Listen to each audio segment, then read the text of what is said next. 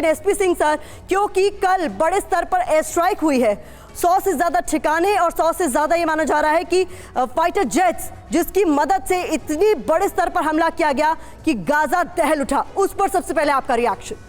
देखिए, ये ज़रूरी है जब अब ग्राउंड ऑफेंसिव इतना डिले करने के बाद ग्राउंड ऑफेंसिव लॉन्च करने के लिए फोर्सेस तैयार हैं और गो हेड मिला है, तो इसके लिए सबसे ज़्यादा ज़रूरी है कि एयर अटैक इतना ज़्यादा किया जाए ताकि दुश्मन को संभलने का समय ना मिले। ये आप देखिए, I take you back to 7 October. अब 7 अक्टूबर जो हमास ने किया था उसकी एक हायर डिग्री आप सोच लीजिए अटैक की, वही है इजराइल करने वाला है कि मैक्सिमम अटैक्स एयर से करके एनिमी को अनसेटल करके उसके बाद ग्राउंड ऑफेंसिव। नहीं तो क्या होगा, ग्राउंड ऑफेंसिव शुरू होने से पहले ही स्टेम हो जाएगा, मतलब उसको सामना करने पड़ेगा बहुत ज़्यादा अपोजिशन का।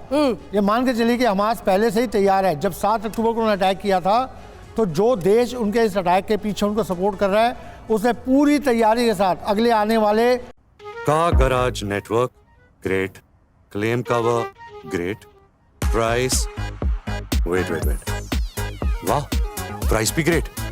Tata AIG car insurance, trusted नाम, फैंटास्टिक नाम।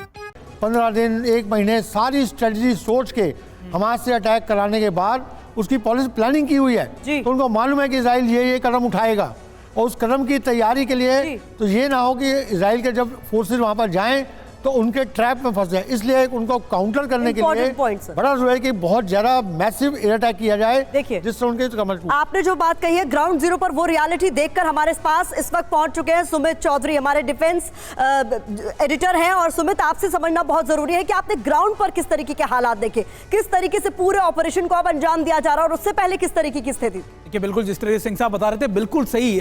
दरअसल इतनी ज्यादा करीबन 7 अक्टूबर से लेकर अब तक 5000 से ज्यादा बिल्डिंग्स को, इलाकों को टारगेट किया गया, न्यूट्रलाइज किया गया, बर्बाद कर दिया गया। एयर स्ट्राइक्स इतनी ज्यादा की गई जिसको सपोर्ट करने के लिए आर्टी फायर भी किया गया। और ये दरअसल कोशिश थी कि सबसे पहले उनके command centre, control and command centre, उनके एमिनेशन डिपो, वो लगातार जहां से ऑपरेट करते हैं उनके हेडक्वार्टर्स, उनको टारगेट किया जाए ताकि जो कैडर है या फिर जो उनके कमांडर्स हैं, लोकल कमांडर्स, वो या तो मारे जाएं या फिर उन इलाकों से बाहर आ जाएं, शेल्टर्स ले ले। और उसके बाद जब ये सारी चीजें क्लीन हो जाए तब ग्राउंड फोर्सेज अंदर घुसे। अभी तक ग्राउंड फोर्सेज जो अंदर नहीं घुस रही हैं या फिर टेक्टिकल ऑपरेशंस कर रही हैं, यानी एक जगह ऑपरेशन किया उसके बाद वापस आ गई, उसके पीछे बहुत बड़ी स्ट्रैटेजिक इनकी प्लानिंग है। ये चाहते हैं कि देखिए जब ग्राउंड फोर्सेज अंदर घुसे तो उनको कैजुअलिटीज कम से कम हो, इलाकों को कॉर्डन कर दिया जाए या सिक्योर कर दिया जाए ताकि ग्राउंड फोर्सेज इजीली अपने मोर्चाबंदी आगे के इलाकों में कर दें। यही वजह है कि जो आर्टी फायर है या फिर जो लगातार आर्मर्ड के जो लोकेशंस है उनको एक्सटेंड कर दिया गया, उनको आगे ले जाया गया है।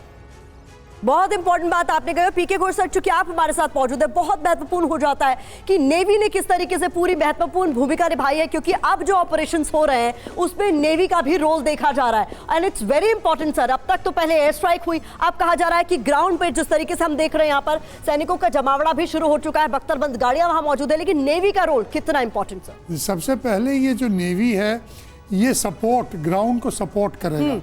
ये अब वैसे तो ग्राउंड फायर सपोर्ट भी कर सकते हैं, जहाँ यहाँ से फायर करेंगे यहाँ पर, लेकिन उन्होंने वो पहले ही एयरफोर्स को यूज करके उसको पहले ही न्यूट्रलाइज कर दिया। आपको एक चीज याद रखना है कि ये जो ये सी के माध्यम से ये कई पहले तो स्मगलर्स जाते थे, आजकल ये कहीं भी ये भाग सकते हैं या रीइंफोर्समेंट्स हमास ला सकता है। इसको रोकने के लिए तो एक ये है, दूसरा आपको याद है कि यहाँ पर जो अमेरिका के दो जो एयरक्राफ्ट कैरियर्स हैं उसके अंदर 60 और 70 तक एयरक्राफ्ट्स हैं, तो उनको अगर ऐसा होता है कि अमेरिका इसमें आ जाता है यूज कर सकते हैं। वैसे इजराइल के एयरक्राफ्ट यहाँ पर जा रहे हैं, पूरा ये एरिया सील कर दिया है ताकि अभी सोचिए बचकर निकलने का कोई रास्ता नहीं देना चाहते हैं। कोई निकलने का रास्ता क्या होता है कि छोटे छोटे बोट्स ये मिस्र से अंदर जाने की कोशिश करते हैं, उनको भी रोकने का ये तो ये जो तैनाती है वो बड़े स्तर पर हमास की किसी भी एग्जिट प्लान को रोकने के लिए बहुत कारगर मानी जाएगी सर। बहुत इंपॉर्टेंट बात आपने कही है सर। मुझे वापस यहाँ ज्वाइन कीजिएगा विशंबर दयाल सर, आपका भी मैं रुख करना चाहूंगी और ये जानना चाहूंगी जिस तरीके से ग्राउंड ऑपरेशन की शुरुआत अब हो चुकी है, आगे आप क्या होता हुआ देख रहे हैं? जो ऑपरेशन अभी हुआ है उससे भी बड़ा कुछ देखने को मिलेगा क्या?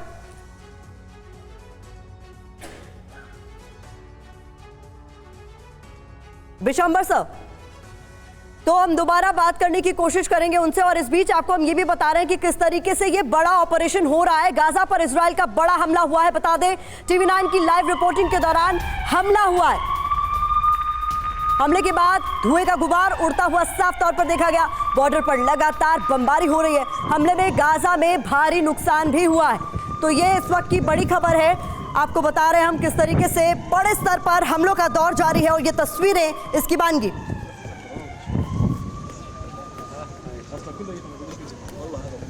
तो हम आपको दिखा रहे हैं कि हमले में गाजा में भारी नुकसान हुआ है, और उससे जुड़ी हुई तस्वीरें भी इस वक्त स्क्रीन पर आपके सामने हैं। बॉर्डर पर लगातार बमबारी हो रही है। इधर आपको बता दें कि गाजा से हमास को मिटाने के लिए पहले टैंक, फिर हवाई हमला करने के बाद भी इजराइल ने ऑपरेशन नहीं रोका। और अब शुरू हुआ तीसरे राउंड में इजरायली सैनिक टैंक और मिलिट्री गाड़ियों के साथ गाजा में एंटर करते हैं, दाखिल होते हैं, और जो सामने आता है उसे उड़ाते जा रहे हैं। इजरायली समय से कल शाम 6 बजे के बाद इजरायली सैनिक गाजा में मौजूद हैं और ग्राउंड ऑपरेशन को लगातार अंजाम दे रहे हैं, और वो अब तक भी जारी है। बता दें, क्योंकि इजराइल ने यह कसम खा ली है कि दुश्मन जब तक मिटा नहीं देंगे तब तक नहीं रुकेंगे। यानी गाजा की तबाही अभी और दर्दनाक होने वाली है, और उससे जुड़ी हुई तस्वीरें भी आप तक हम लगातार पहुंचा रहे हैं। लेकिन यह बड़ा अपडेट है कि अब तक ऑपरेशन जारी है। सुमित, बहुत इंपॉर्टेंट हो जाता है कि ऑपरेशन अब तक जारी है, आगे क्या होगा। लेकिन जैसा कि हम कह रहे थे कि बड़ा मेजर पैराडाइम शिफ्ट इस युद्ध में हम होता हुआ देख रहे हैं। देखिए, ऑपरेशन अब धीरे धीरे इसी तरीके से चलेगा। मैं आपको बता रहा हूं, पिछले 2 दिनों के अंदर जो सबसे इंपॉर्टेंट चेंज उन्होंने किया कि ग्राउंड फोर्सेस ने